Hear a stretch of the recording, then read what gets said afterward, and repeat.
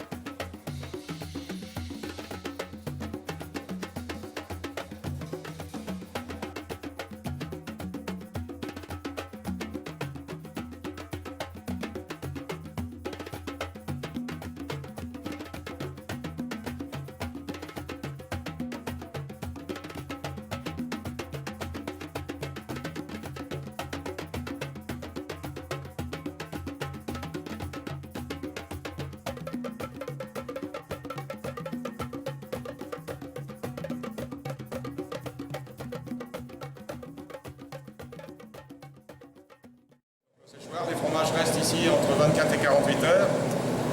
C'est la phase relativement importante puisqu'il faut extraire le plus vite possible l'humidité qui est en excès dans le fromage. Et donc sur l'ensemble de la pièce, là, on retire 23 litres d'eau à l'heure.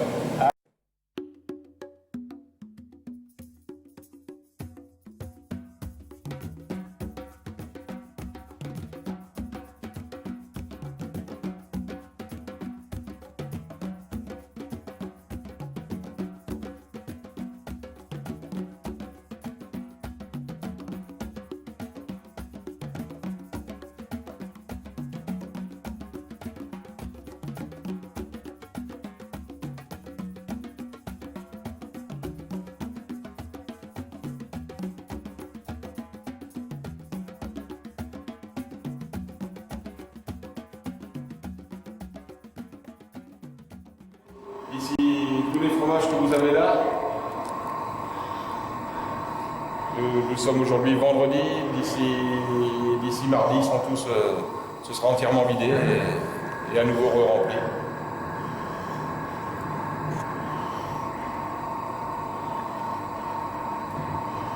Alors là, c'est vraiment la salle d'affinage, c'est ce qu'on emploie le terme alloir, cave d'affinage. Les fromages sont donc à une température de 10 degrés et une hygrométrie de 90-92%, ce qui permet un séchage lent du fromage, l'échange entre l'atmosphère et le fromage. Là, l'humidité sort petit à petit du fromage. D'accord. Et les caves sont donc équipées, vous voyez, avec des mouvements d'air qui sont les mêmes au sol ou en l'air.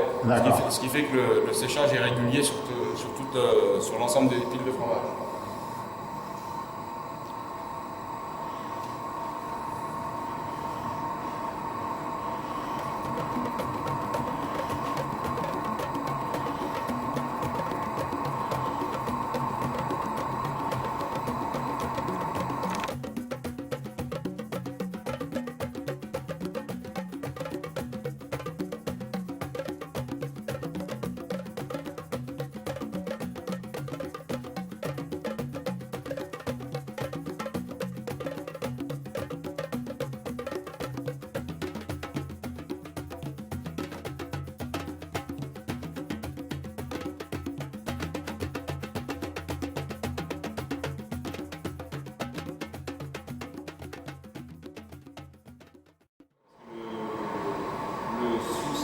dans une petite avancée, on est un peu jeune, donc ça prend lundi comme départ. Et les sèves, pareil.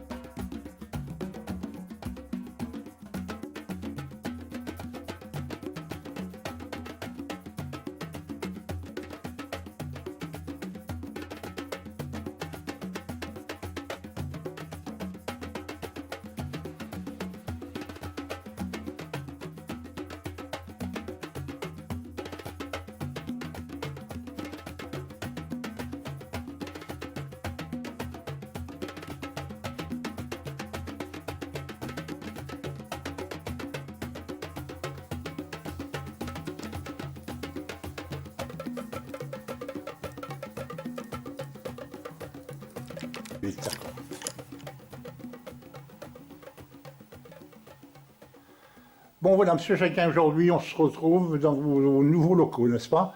C'est des locaux qui avaient besoin d'être rénovés car la maison est déjà très ancienne, 1947. 1947, Voilà. c'est bien ça. Bon, bah, les locaux, bien sûr, ici, n'étaient pas de 1947, mais de 1976. Mais voilà, ça avait besoin De renouveau. Voilà, on va dire. De fraîcheur. Un bon rafraîchissement. on va Un dire. bon rafraîchissement, Un d'accord. bon Bon, dites-moi d'autre part. Moi, je suis inquiet. Vous êtes donc à la Vernelle. C'est une entreprise déjà qui a sa valeur. Vous vendez beaucoup de fromage. Vous fabriquez d'ailleurs beaucoup de fromage. Et vous vendez beaucoup de fromage. Donc, c'est du fromage de chèvre. Vous avez le Sainte-Maure, d'abord le Valençay, le Sainte-Maure et le Celles-sur-Cher. Et le Celles-sur-Cher. D'accord. Donc tout ça, c'est des fabrications de la région, enfin du Loir-et-Cher et de l'Indre en même temps, surtout de l'Indre. Hein. Oui, oui, surtout de l'Indre. Voilà, notre zone de collecte est donc 40 km autour de la fromagerie, sur le département de l'Indre principalement et un petit peu du Loir-et-Cher, et de l'Indre-et-Loire même d'ailleurs. Et donc les trois principales fabrications sont bien sûr les appellations d'origine, donc Celles-sur-Cher, Valençay et Sainte-Maure. La spécificité, c'est que on a quand même une grande partie de notre gamme qui reste traditionnelle et au lait cru, qui ravit je dirais, les consommateurs de la région, de France et d'Europe, et même plus loin, puisque l'entreprise est fortement développée à l'exportation et réalise entre 55 et 60% de son chiffre d'affaires à l'exportation. À l'exportation, c'est-à-dire l'exportation pour vous, bon, ce n'est pas que l'Europe, enfin je suppose que vous avez beaucoup sur l'Europe peut-être, mais et au-delà l'Europe est bien évidemment le fer de lance de l'exportation, mais il y a ce que l'on appelle aussi le grand export. D'abord, si on peut dire, le ravitaillement des dom-toms. On a des fromages qui partent sur les Antilles, la Nouvelle-Calédonie, la Réunion, l'île Maurice. On a des fromages qui partent ensuite sur le Moyen-Orient, sur les Émirats, qui partent aussi les États-Unis, le Canada, le Japon, l'Australie. C'est un tout au niveau de... Énorme. Oui. On a recensé 63 pays dans nos destinations. Et même des pays actuellement où c'est des zones un peu plus, on va dire, un peu plus à risque, mais on a quand même toujours notre courant d'affaires qui continue sur l'Ukraine, sur le Liban, sur la Jordanie, sur la Syrie. Et même la Syrie, non. Mais par contre, on a aussi un débouché raisonnable sur l'Égypte. Voilà. D'accord. Bon, dites-moi, de toute façon, effectivement, vous êtes dans le droit chemin. Vous avez mûri tout cela. Enfin, je pense que la société, c'est une société. Hein, oui, bien sûr. Vous êtes une société qui se coordonne très bien. Et de fait, dans l'ensemble, vous entrez dans le titre, non pas d'affineur, mais, comme je vous ai dit tout à l'heure, est-ce que ça vous gêne ? Je pensais que vous étiez maintenant dans la coordination alimentaire, un industriel alimentaire. Alors, comme je vous l'ai dit, industriel n'est pas le mot que je préfère, puisque on est là pour prolonger dans le temps les appellations d'origine.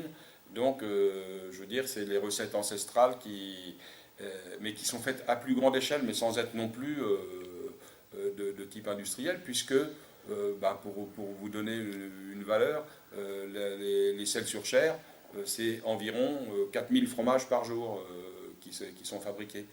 Donc, c'est pas des gros volumes, quoi. Bien sûr, pour le commun des mortels, je vous avertis que 4000 fromages par jour, c'est quand même déjà pas mal.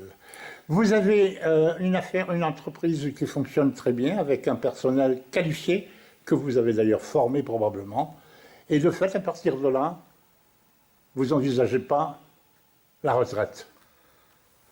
La retraite, elle viendra en temps voulu. Hein. Ça fait partie, comme on dirait, d'une tranche de vie, quoi. Pour l'instant, le travail, comment je dirais, la passion l'emporte sur... oui. Voilà, oui. Et ce qui fait que j'ai encore quelques années devant moi. Hein. Vous êtes le chef d'orchestre, vous avez 2 fils dans la maison, en partie, et à partir de là... le chef d'orchestre, un chef d'orchestre, il est bien noté quand tout l'orchestre suit derrière, hein, quand les musiciens suivent la cadence. Donc, la musique est bonne. Quand la musique est bonne, oui. Mais je dirais que c'est un tout, c'est des collaborateurs, c'est une équipe et c'est une ambiance. Monsieur Jacquin, je vous remercie et je vous félicite.